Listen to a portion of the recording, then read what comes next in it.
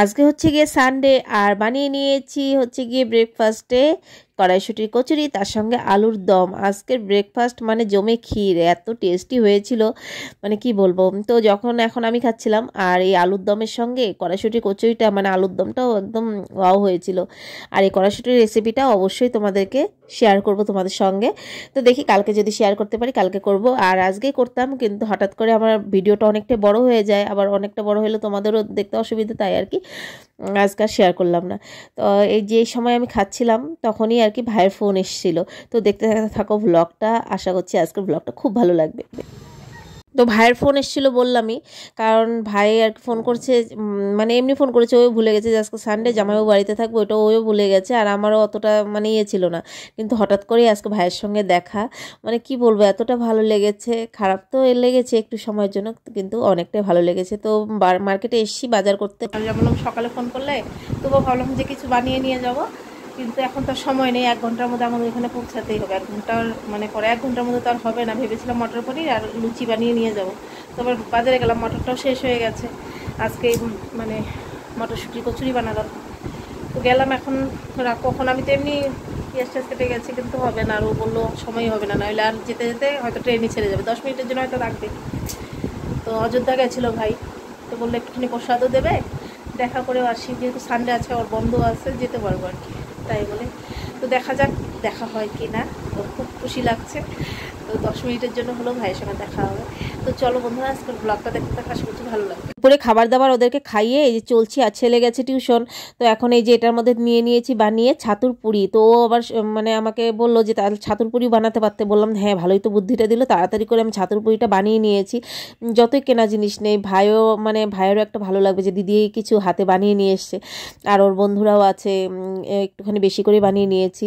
তো তাই আর কি ছাতুর পুরি বানিয়ে নিলাম। তবুও তাড়াতাড়ি করে যে বানাতে পেরেছি আমি, এতটা শান্তি লাগছে যে না, নিজে হাতে কিছু একটা বানিয়েছি। আর এই দোকানে আসলাম মাটিগাড়াতে, এই দোকানের মিষ্টি মানে কি বলবো, এতটা টেস্টি। খেজুরা গুড়ের মিষ্টিও যেমন টেস্টি, সাদা মিষ্টিটাও খুবই টেস্টি, মানে রসগোল্লাটা আর কি।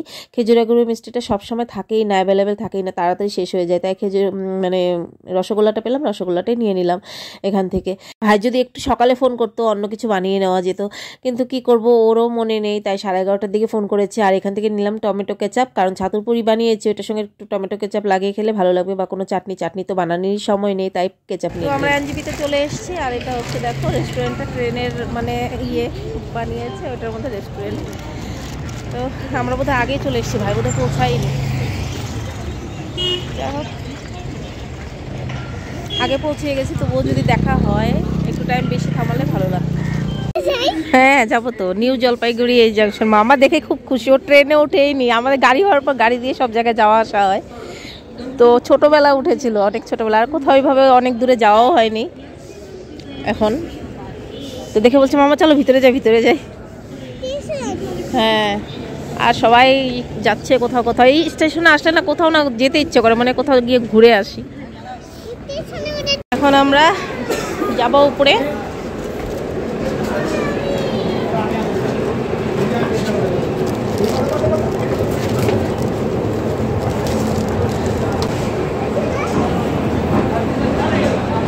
মুখের অবস্থা কি হয়ে গেছে আমার।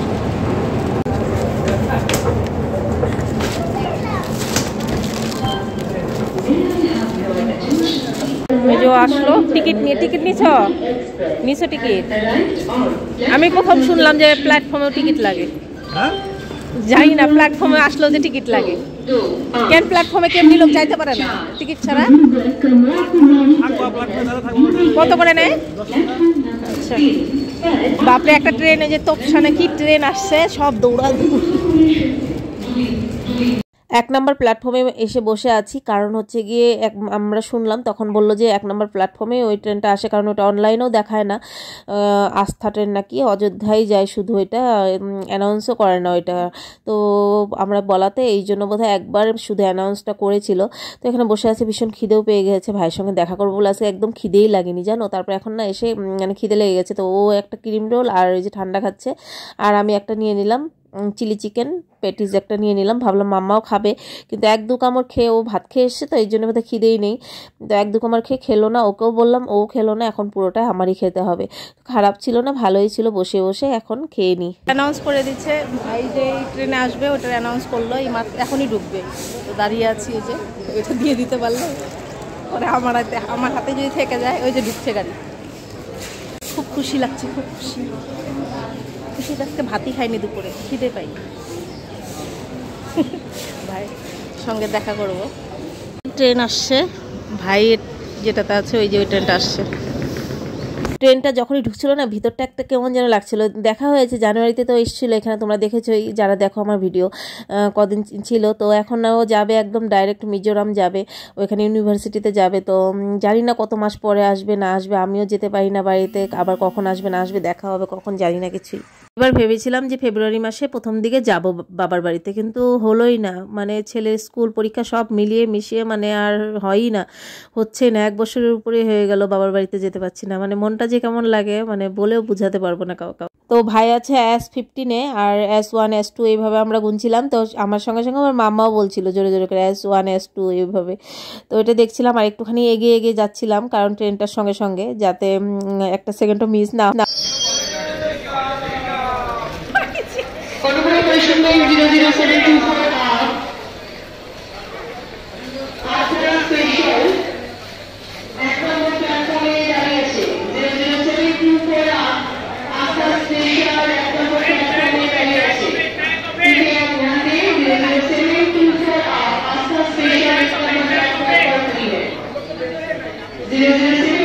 বিশ মিনিটের মতো ট্রেনটা থেমেছিল আর কি। আর আমার হাসি দেখে বুঝতেই পারছো কতটা খুশি। অনেকক্ষণ একটুখানি ধরে 20 মিনিটই গল্প করছিলাম, তো ওগুলোর ভিডিও করা হয়। 20 মিনিটের মতো ট্রেনটা থেমেছিল, কিন্তু মনে হচ্ছিল যেন 2 সেকেন্ডের মতো। হঠাৎ করেই মানে ট্রেনটা ছেড়ে দিয়েছে, 20 মিনিট কখন চলে গেছে বুঝতেই পারিনি। আর ওগুলো তো আর ভিডিও করা হয়নি, অনেকক্ষণ ধরে সঙ্গে গল্প করছিলাম, ইয়ে করছিলাম। মানে ছোট তো, আমার থেকে তো ছোট, কিন্তু দেখতে আমার থেকে কত বড়। ওর সঙ্গে দাঁড়ালে মনে হয় আমি একদম কত খাটো।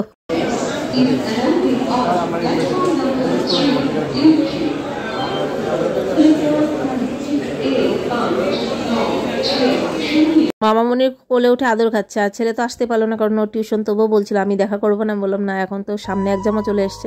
আর এখানে দেখো হঠাৎ করে ট্রেনটা ছেড়ে দিয়েছে আর ভাই উঠে পড়েছে, কেমন যেন একটা লাগছিল, তবুও দৌড়ে দৌড়ে এগিয়ে যাচ্ছিলাম।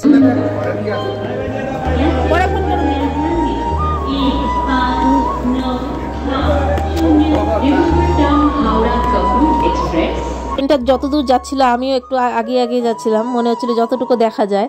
মানে কি বলবো, ভাইয়েরও মনটা একটু খারাপ খারাপ লাগছিল, আমি ওর মুখটা দেখে বুঝতে পারছি, আমারও যেন কেমন লাগছিল। তবুও যতটুকু দেখা যায়। তারপর ও আমাকে বলছে হয়েছে যার আগে আসতে হবে না। তারপর আমিও চলে আসলাম আর কি। আর ভাইকেও বললাম যা ভিতরে ঢুকে যা। একটু টাইমের জন্য দেখা করার খুব খারাপ লাগছে ভাইয়ের জন্য। ফট করে ট্রেনটা ছাড়লো, যে ফট করে ট্রেনটা ছেড়ে দিচ্ছে কথা বলতে বলতে। কেমন লাগতেছে, একটু টাইমের জন্য দেখা করলাম, আবার কতদিন পর দেখা হবে। তবুও তো দেখা করলাম। এই যে রাম মন্দিরের প্রসাদ দিল এখানে, যেটার মধ্যে হেলমেটের মধ্যে রেখেছি, রাম মন্দিরের প্রসাদ। তারপরে কি হনুমান, না হনুমানের প্রসাদ।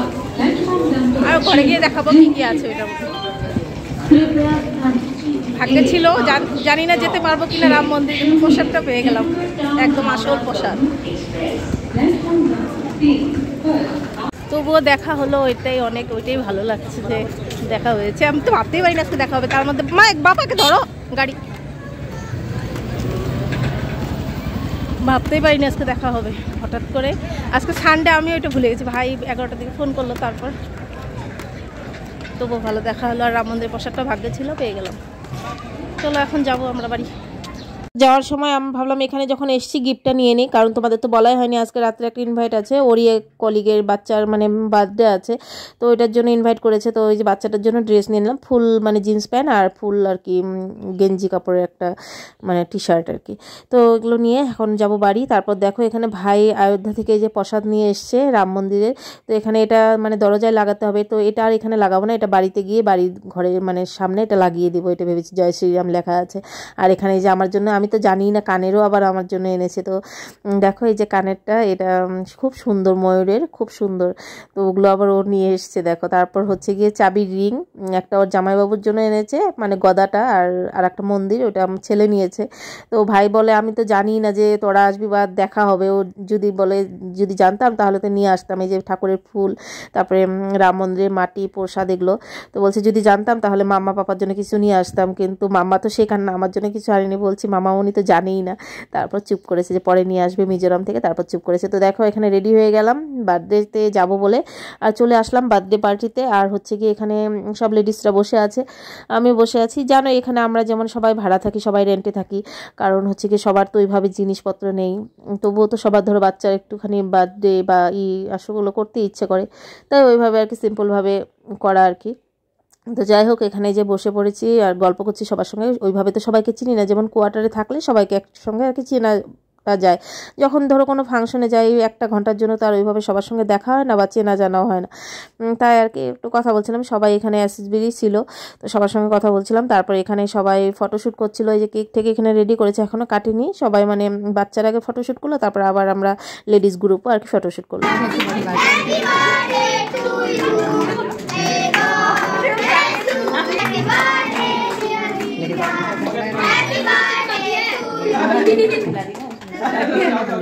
ভিডিওটা তবু একটুখানি বড় হয়ে গেছে, আর কি কি খেয়েছি না খেয়েছি এই ভিডিওতে আর বললাম না। একটা শর্ট ভিডিও বানাবো, বানিয়ে ওই শর্ট ভিডিওতেই বলবো বার্থডে পার্টিতে কি কি খেলাম না খেলাম। জিলজিল করছে। তো বন্ধুরা এখন আমরা যাচ্ছি বাড়িতে। খাওয়া দাওয়া হয়ে গেছে, রাস্তা শুমশাম একদম, কেউ নেই, শুধু বাড়ির লোকগুলো জেগে জেগে আছে। তো আমাদের তো দেখতেই পাবেন অন্ধকার, একটা বাইক আসছে তাই একটু আলো আসলো। তো চলো আজকের ব্লগটা এখানে শেষ করছি। যদি কিছু ভালো লেগে থাকে একটা করে অবশ্যই লাইক করে দিও, যদি চ্যানেলটা সাবস্ক্রাইব করা না থাকে চ্যানেলটাকে সাবস্ক্রাইব করে দিও। চলো আজকের মতো সবাইকে গুড নাইট, টাটা।